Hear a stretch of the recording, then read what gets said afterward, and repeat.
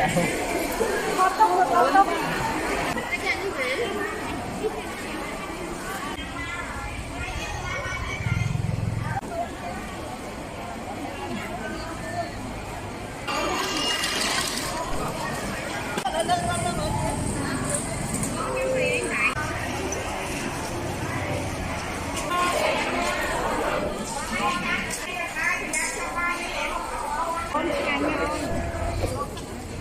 Người đó cô mơ mi.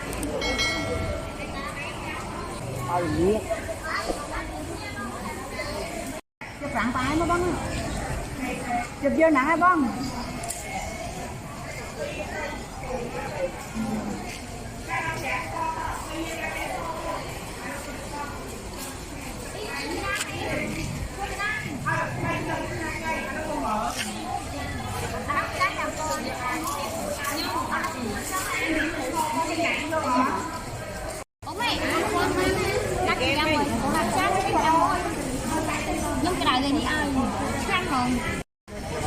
Đâu mấy cái ôn luôn rồi.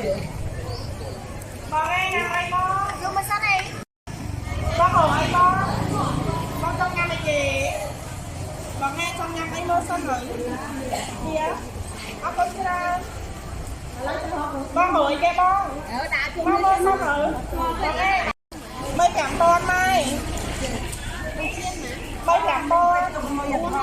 Con đi ai đưa tao cả lại con đang nghe bác ngồi con.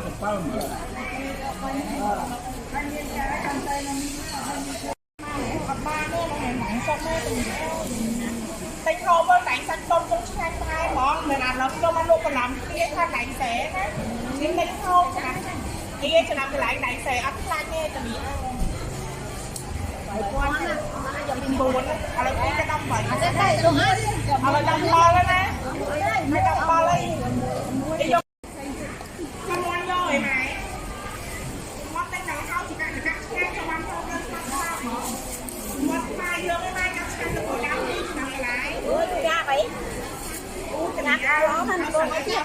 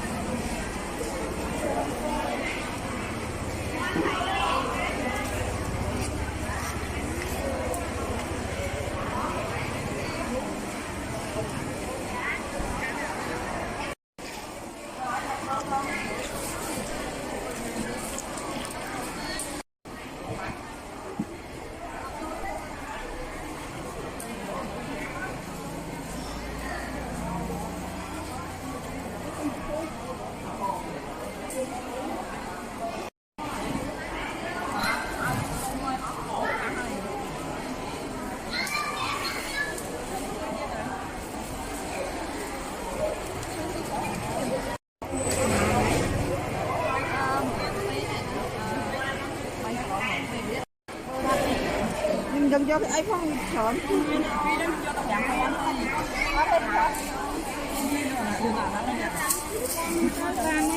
cho miền nào em nhá phải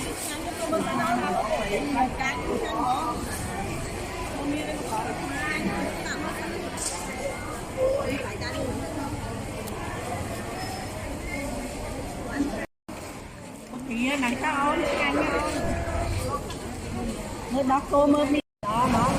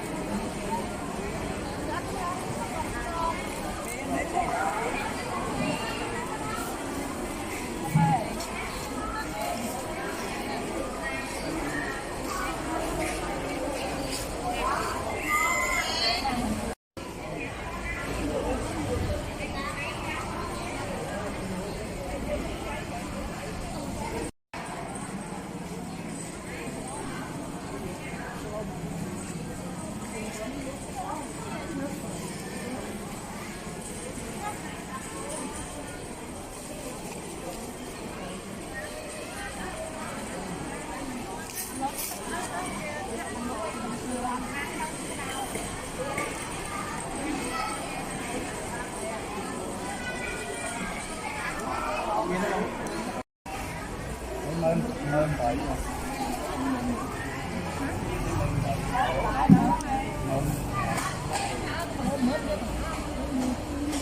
tí nữa chứ không? Mớn bán đi.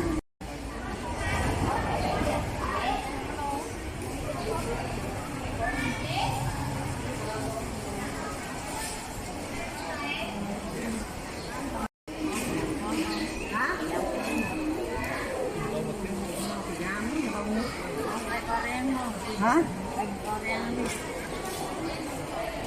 Buồn con đấy ba này. Buồn đấy vô.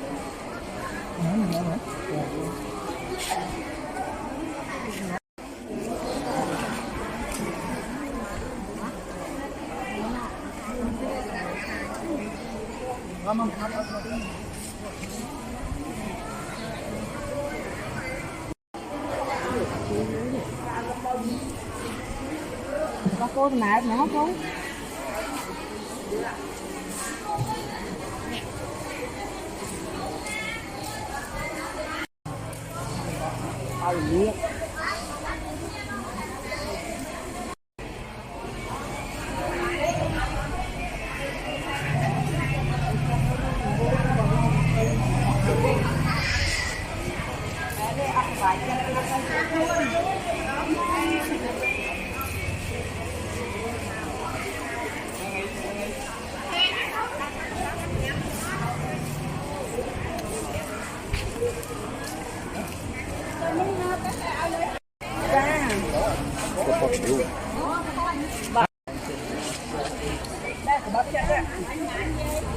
Coi của bác chắc cái việc không tha ở cổ em nữa của cái này. Món bạc bò.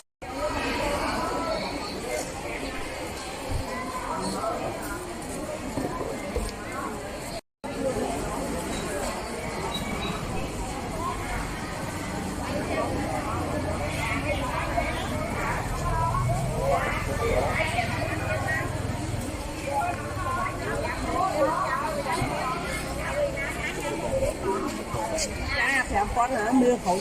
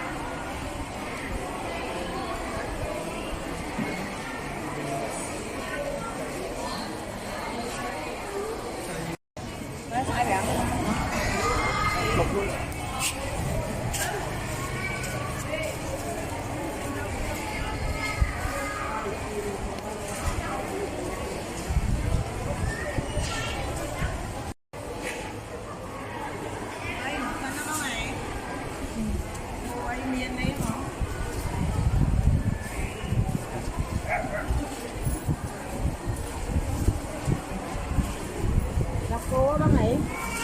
Đó, nó mới làm cho nó không?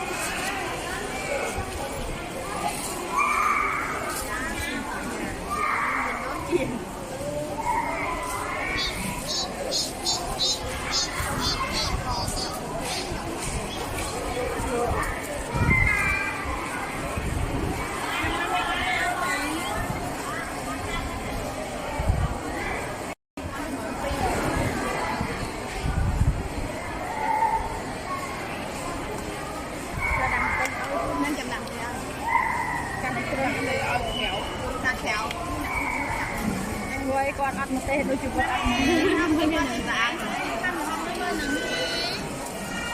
đi chuối kia được không?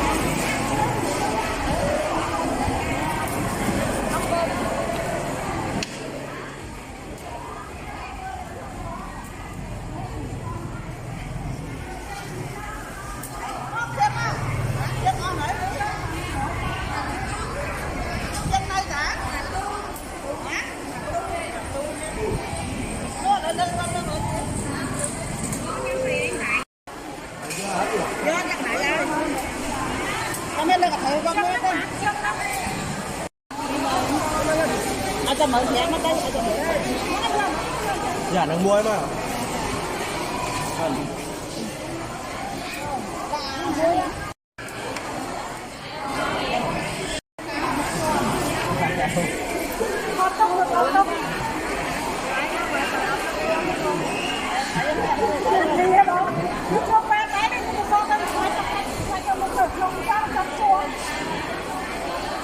Bon rồi mua rồi.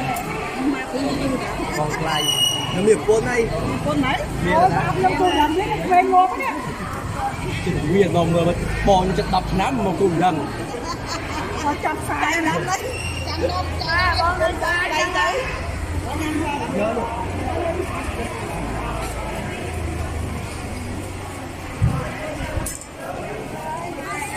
Nhìn thấy cái bó. Sáng bó ấy cho chị ăn cái đó không? Là tao con mặt luôn á.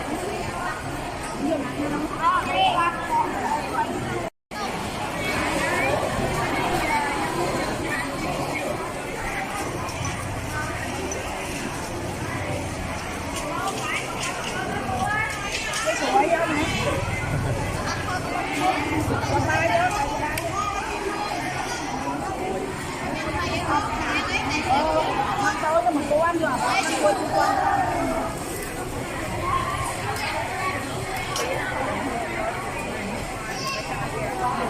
lấy trăm mai nhớ mai là đang nghỉ nói mà